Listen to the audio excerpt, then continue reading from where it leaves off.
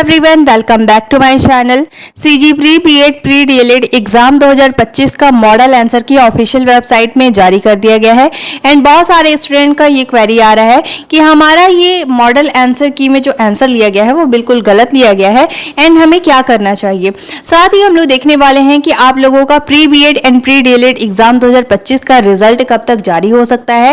And साथ ही मेरे पास बहुत से कॉमेंट्स आ रहे थे कि अगर हम दावा आपत्ति करते हैं तो ऐसे में जो स्टूडेंट दावा आपत्ति कर रहा है केवल उसी का नंबर बढ़ेगा या फिर सभी स्टूडेंट का नंबर वहां पे इंक्रीज होगा। तो सब कुछ मैं डिटेल में बताने वाली हूं, वीडियो को अंत तक जरूर देखिएगा।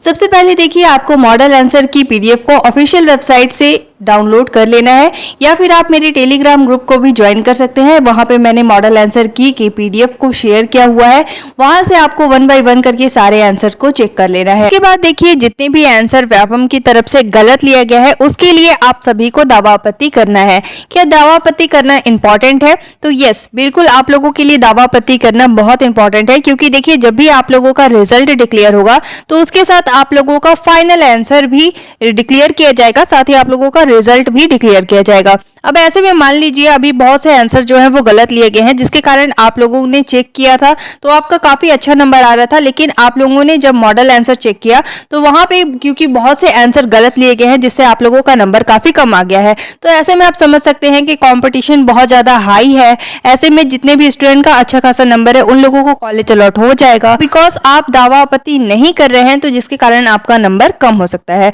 तो इसलिए ज्यादा बेटर है कि आप सभी को दावा आपत्ति करना है। आपको पता होगा कि सिलेक्शन जो है वो आप लोगों का पॉइंट बेसिस पे होता है। अगर आपका नंबर ठीक ठाक है तो आपको इजीली कॉलेज अलॉट हो जाता है, और अगर आपका नंबर कम है तो बहुत ही ज्यादा मुश्किल हो जाता है आप लोगों को एडमिशन लेना।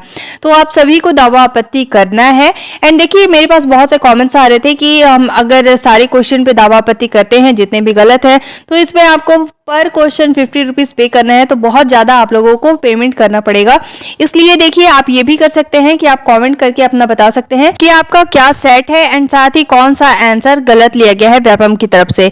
अगर आप चाहे तो 2 से 3 स्टूडेंट एक साथ मिलकर किसी एक सेट के लिए आप लोग दावा आपत्ति कर सकते हैं। ऐसे में सभी के लिए स्प्लिट हो जाएगा एंड आप सभी मिलकर दावा आपत्ति कर सकते हैं। एक पर्टिकुलर स्टूडेंट को सभी के लिए पेमेंट करने की रिक्वायरमेंट नहीं रहेगी। ठीक है, अब देखिए, अगर हम बात करें, मान लीजिए आप दावा आपत्ति कर लेते हैं, तो क्या आपने दावा आपत्ति किया है तो केवल आपका नंबर बढ़ेगा या फिर सभी स्टूडेंट का वहां पे नंबर इंक्रीज होगा? तो देखिए, जब भी रिजल्ट आप लोगों का डिक्लेयर होगा तो उस समय आप लोगों का फाइनल आंसर की भी जारी होगा। उसमें आप देख सकते हैं कि जो भी क्वेश्चन पे आपने दावा आपत्ति किया है उसके लिए व्यापम की तरफ से कौन सा आंसर लिया गया है। इसलिए देखिए, जो भी क्वेश्चन पे आप दावा आपत्ति करेंगे उसमें सभी का नंबर इंक्रीज होगा। अगर वो आंसर सही लिया गया है और बाकी स्टूडेंट ने भी अगर वही आंसर पिक किया हुआ है या फिर उसी आंसर को उन्होंने आंसर किया हुआ है तो सभी स्टूडेंट का नंबर वहां पे इंक्रीज होगा।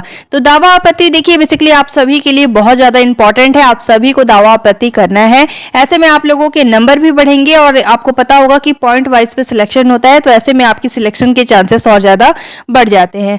ठीक है, अब हम बात कर लेते हैं कि दावा आपत्ति करने के बाद आप लोगों का जो फाइनल आंसर है वो कब तक डिक्लेयर होगा। तो देखिए, अभी आप लोगों का जून के लास्ट तक या फिर बोल सकते हैं जुलाई के फर्स्ट वीक में आप सभी का pre BEd and pre DElEd का रिजल्ट डिक्लेयर कर दिया जाएगा। जब आपका रिजल्ट डिक्लेयर होगा तो साथ ही आप लोगों का जो आप लोग दावा आपत्ति किए हैं उसका आप लोगों का मॉडल आंसर की पीडीएफ भी जारी किया जाएगा, और उसमें आप चेक कर पाएंगे कि मॉडल आंसर की का आंसर क्या लिया गया है। उसके लिए देखिए, अलग से आप दावा आपत्ति नहीं कर सकते। जो भी आप लोगों का आंसर रीचेक करने के बाद अपलोड किया जाएगा वो आप लोगों का फाइनल आंसर रहेगा। इसके बाद आप दावा आपत्ति नहीं कर पाएंगे, और जो भी आपका नंबर रहेगा वो आप लोगों के लिए एक्सेप्टेबल रहेगा। उसके लिए आप कोई भी चेंजेस नहीं कर सकते। ठीक है, तो ये था आप लोगों के लिए बहुत ज़्यादा इंपॉर्टेंट इन्फॉर्मेशन। साथ ही देखिए, 17 तारीख को आप लोगों को लिंक प्रोवाइड किया जाएगा, तो उससे पहले आप लोगों को पीडीएफ बनाकर सेव करके रखना है।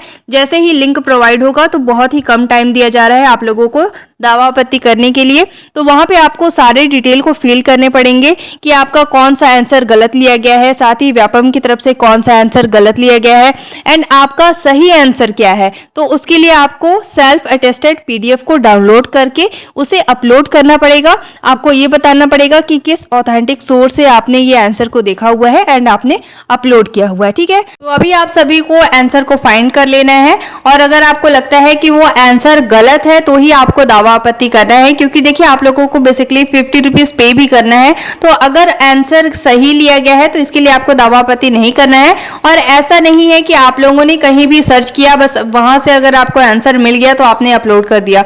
बहुत सारे यूट्यूब में या फिर बहुत सारी जगह पे आपने देखा होगा कि गलत आंसर भी लिए जाते हैं, तो इसके लिए आप दावा आपत्ति नहीं कर सकते। आपको ऑथेंटिक सोर्स से ही देखना है, इसके बाद ही आपको दावा आपत्ति करना है, नहीं तो आप लोगों का पैसा भी वेस्ट हो जाएगा, साथ ही आप लोगों का वहां पे करेक्शन भी नहीं होगा। ठीक है, अब देखिए आप टेलीग्राम ग्रुप से ज्वाइन होकर वहां से भी आंसर की पीडीएफ को डाउनलोड कर सकते हैं एंड चेक कर सकते हैं कि आप लोगों का कितना आंसर सही हो रहा है।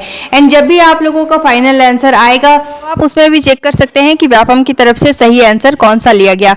और देखिए ये भी बहुत से क्वेरीज आ रहे थे कि अगर बहुत से क्वेश्चन जो है वो बेसिकली उसमें क्वेश्चन भी गलत है और जो ऑप्शंस लिए गए हैं वो भी गलत लिया गया है, तो उसके लिए क्या आप लोगों को नंबर मिलेगा या नहीं। तो देखिए अगर वो क्वेश्चन विलोपित हो जाता है तो सभी स्टूडेंट को उसके लिए एक्स्ट्रा नंबर दिए जाते हैं, या फिर ऐसा भी होता है कि अगर क्वेश्चन विलोपित हो गया तो इसके लिए आप लोगों को कोई भी नंबर किसी भी स्टूडेंट को नहीं दिया जाता है। तो ये बेसिकली व्यापम के ऊपर डिपेंड करता है। अगर क्वेश्चन विलोपित हो जाता है तो कई बार आप लोगों को नंबर उसका एक्स्ट्रा बेनिफिट मिल जाता है और कई बार आंसर के लिए आप लोगों को नंबर नहीं दिया जाता है।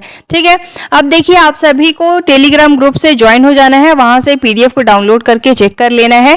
If you have any query any doubt related to this topic you can ask on comment box. Thanks for watching. If you liked my video, don't forget to like, subscribe and share. Thank you.